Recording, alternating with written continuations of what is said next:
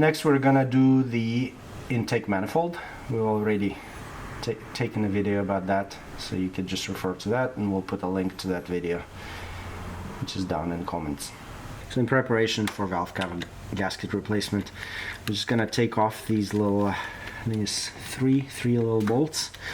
I think it's E6, and that's just to take the harness for the connector, for the injectors off. So we need to take 3 bolts here to take the rail off. Some people leave the high pressure lines connected to the rail. We took them off just because it's easier, and then we can retorque them properly. So it's a 6mm hex, and then just these 3, like that. Just lifting the rail and putting it aside here. We'll cover this guy as well. Can't really push this too far, just because it's got the return line on there attached, but this is good enough. One thing we might have missed in the previous injector video is vacuuming these ports. So all we are doing is we have a metal tube attached to a vacuum. We can do it to a shop vac, probably better, and just vacuum all the debris out of the seats. It's absolutely imperative these seats are clean. Otherwise your injector won't seal properly, and then you have also an opportunity to vacuum around here. So usually what we'll do is we'll stick a rag after with a cleaner, like a brake cleaner, and then clean it a bit better, but we'll do that when we pop the valve cover, so it's a little bit easier. So what we're going to do is we're going to take this J oil feed line to the high pressure turbo, and then we're also going to take the cover, the heat shield here. Some people probably do it without, but it's just easier to do it like that. Less interference, there's enough stuff around, so I think we'll just do it. It doesn't take much. You do need to replace the 2 gaskets here and 2 gaskets here and these banjo bolts, so we have them, but you'll have to order them. And then for this heat shield is 1, 2, and then 3rd little bolt there. Just because we decided to take this heat shield off, it's in a way, so we have to take this banjo bolt off. So I guess you can remove it with that big vacuum bracket at the same time. What we suggest is removing this on a hot motor. So as you shut down, just take your air box out, crack this, because that will make sure that you won't snap that bolt. There's 2 stainless steel washers. Should replace them, but make sure you don't lose, as you're removing them, don't lose this second one there. 2 banjo bolts, 14mm. Alright, cool as anal, but we'll put some Gorilla Tape over it, just so no junk can get in there. Injector return line is out, but it's clipped in here, so we're going to pull it through. And camshaft position sensor clip comes off. Rail came off, this clip comes off, this wiring harness comes off and probably gets looped over here. So we've got a nice clean area here. Camshaft position sensor doesn't come off. Now we're going to work on that little clip there, or a little connection for the harness. There's a tiny little Torx on there that we need to undo. Some people don't put them back in. I will probably put it back in, despite the painful effort that it will take to do so. Okay, so we'll do the top one first, and it's tiniest E-Torx, or you can put a 4 or 5mm socket on it. There's 2 screws. One we just took off. One that attaches this harness to the top of the valve cover, and there's one in the back here that attaches this harness to a little arm here. So we took that off. That is a harder thing to do, but we just used little pliers and then slowly worked on it. I think it's a bit easier on X5, to be honest, because there's a bit of more height in there. But anyway, so after you do this, just put these 2 back in there, and then you can start working on the bolts. What we also done is use the vacuum to clean as much as we could, a little crud and dirt and dust everywhere, just because we want to make sure that that stuff doesn't fall inside our motor. Anyway, we just used the vacuum. It was a little tiny tube attachment.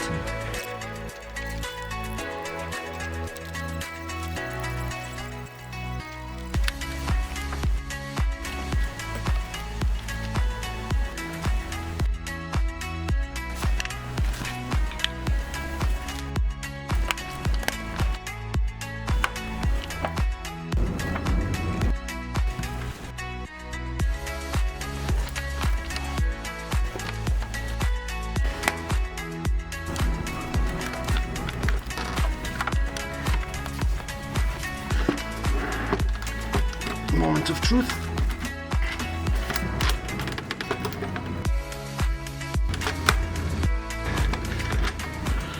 So the valve cover is off.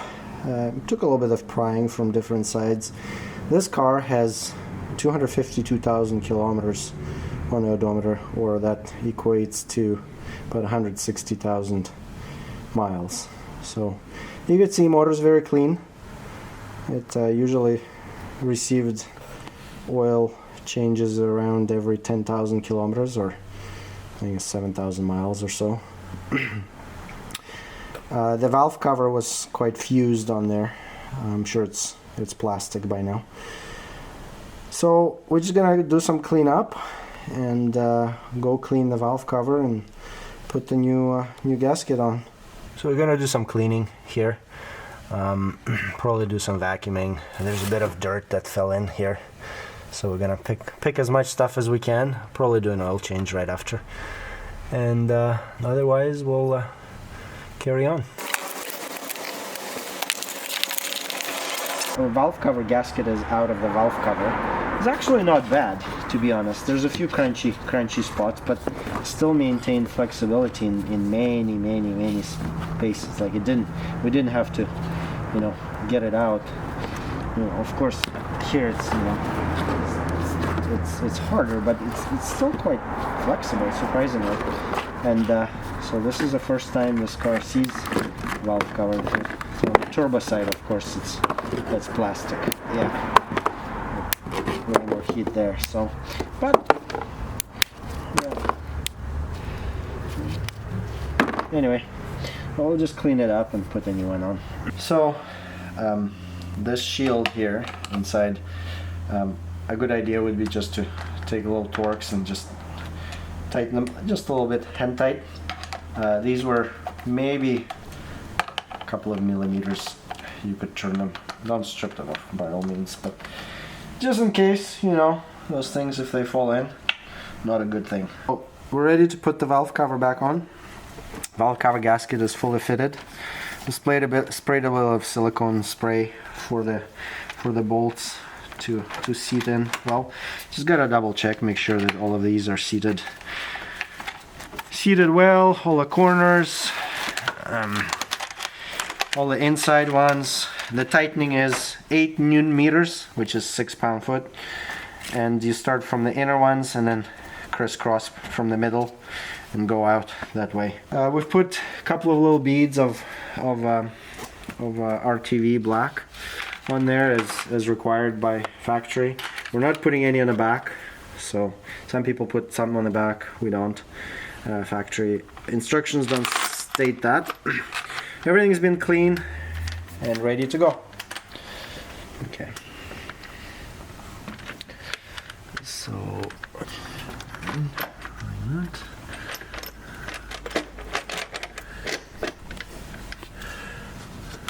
that. You just gotta watch the fuel line here. This is the feed from the high pressure line, high pressure pump. We just put this on top so it doesn't interfere. You just gotta watch that little clip, and then the oil feed line number 1, and then start slowly tightening these guys.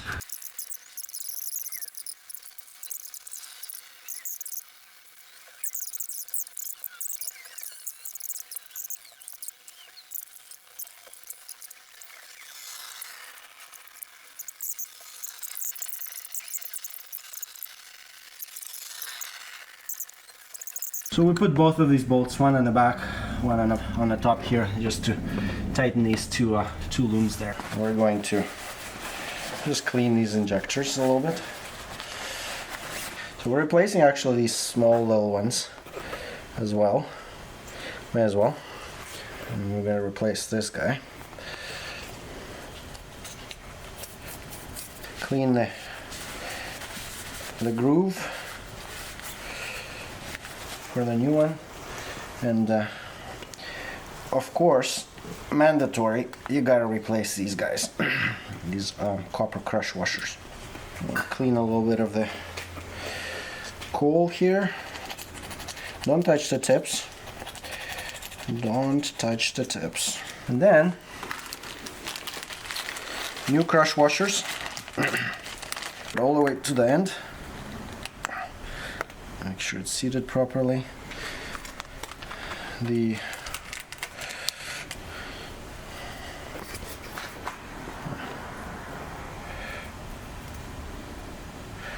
can do the speed one and the small tiny little guy. Got some Bosch numbers that we'll post for you guys for all three, so you don't have to buy expensive BMW ones.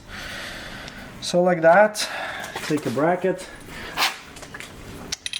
put it on from the back side, not from the side of the connector. Take some silicone grease, spray your O-ring and into the injector shaft and press it in. Just tightening the injector bracket bolts, a tiny little 8mm. So watch this connection. This is from the high pressure fuel pump, but we're just gonna make sure that this gets seated properly. Alright, and then we can do the 3 bolts for the rail.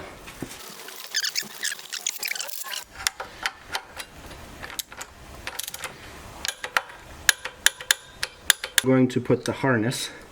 We actually had it clipped in here with a zip tie just so it's out of the way. So, but we're gonna do the injector harness. There's 3 little E6 Torx. I'm gonna connect the injectors until they click, and you can't confuse the connectors because they're where they're supposed to be. There you go, all 6. And next, we're gonna put high pressure fuel lines. For the high pressure lines, just seat them in their seats and tighten them evenly by hand. And the torque on these is 23 Newton meters or 17 pounds. It's good to use a special injector socket. And if you over tighten these, the possible loss of power is possible according to BMW. So one thing that we forgot to do is put these lines behind the rail here, but you can sneak them in one by one. So this is a return line. It just gets clipped in here, and then this electrical loom, and then the return line goes around like that, and your camshaft position sensor, your little electrical clip, and this is your rail sensor connector. We may as well connect it all. These will connect later, and this as well. And now we'll do the return line. We were wrong. The return line routes in front of the camshaft position sensor. And just put them all on first.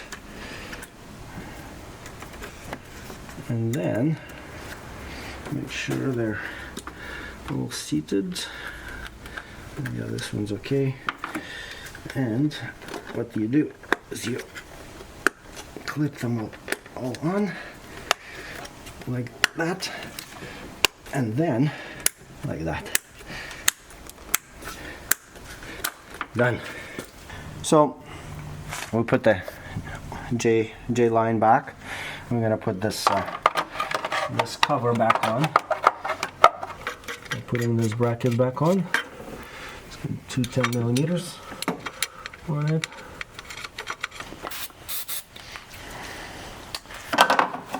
we're gonna put the EL valve back on. Split a bit of silicone grease on here. So basically what it does, it just slides in here like that. And what we've done is we're going to replace our vacuum lines. So these are BMW original silicone ones. You can get them from FCP, about $22 for 5 meters. So we're doing this at the same time. It's a good idea to put them on that valve now, so you don't have to do it when the whole bracket's back on. So put the bracket back on. We took all the valves, or all the vacuum lines off. So this one's gonna have 4 10 millimeter. So just loosely gonna put the top ones on first. Okay, so what we're doing is actually we're replacing the vacuum lines at the same time, but we're not including that in this video. So far we have connected the 2 connectors for the pressure converters, and we replaced these clips for the wire loom at the same time. Now this rat's nest, what do we have here? We have exhaust pressure sensor connector. We have a compressor bypass electric switchover valve connector. We have an oxygen sensor connector. We have 2 EGT sensor connectors, and we have 1 differential pressure sensor connector. So we're going to start from the further out. Usually that would be a differential pressure sensor connector, but in our case it is this guy. This is for the compressor bypass electric switchover valve. So what I would do is I would put it like that, and so this one connects like this. So this spring is facing passenger side, and the connector goes this way. Now you go by feel. The valve is somewhere here, right here. It's above this plate that we put on before, and just kind of underneath here, so you kind of like here. Now the exhaust pressure sensor connector will go here. So we can leave that there. Now the next one we're gonna do is the oxygen sensor connector. Now oxygen sensor connector is going to be this guy. So what we're going to do is we're going to put it together like that, and now we're going to clip it in its place, and that would be, so it slides on the 2 plastic rails as we have shown before, and then goes clip like that. And then we have the shorter line is brown and white with blue line for the exhaust pressure, or exhaust temperature rather, and that slides onto this bracket from below. So here we get slides from below onto this bracket, and there. It's deleted car, so it's not connected to anything. Next would be this connection here. This is the first exhaust temperature sensor, and it slides just like the other one from below like that. Okay, everything's together, and then this is for the exhaust pressure sensor. And then one thing that we have kicking around here is the DPF differential, and we're just gonna actually put it here. I usually just leave it here like that. Okay, so we have connected O2, we have connected compressor switchover, EGT is connected, and now exhaust pressure sensor. Exhaust pressure sensor we gotta put back on this bracket and then connect it to the banjo bolt there. So for the exhaust pressure sensor, we just put the banjo bolt here. Remember, there's 2 stainless steel gaskets there, so we gotta get the angle right too. There's 3 E6 Torx that go here. I'm gonna use some silicone spray. So this thing and this thing. This AC electrical connection goes outside of this pipe, not inside. So we're going to put that like that. And you can feel it. There you go.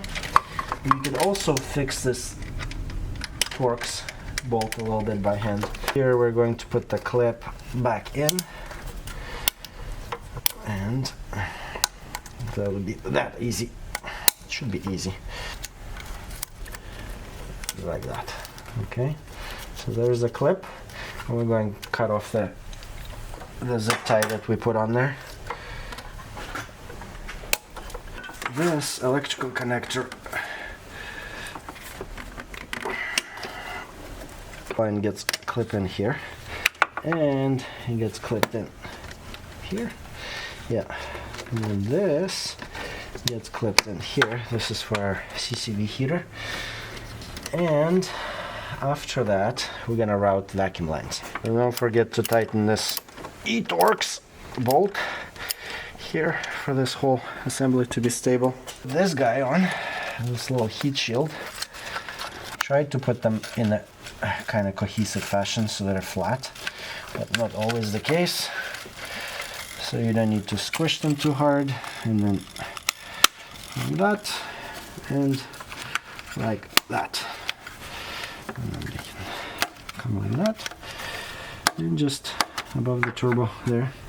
So we fitted airbox, all electrical connections, all the clips, intake manifold, all the boost sensor connection, rail regulator connection, the back little bolt and the front little bolt, all the ASV here, all electrical connections here. So pretty much ready to put the strut brace and all the cowl and all of the motor covers. Alright, everything is back together. We are going to bleed the fuel system and start this baby up, and hopefully no leaks.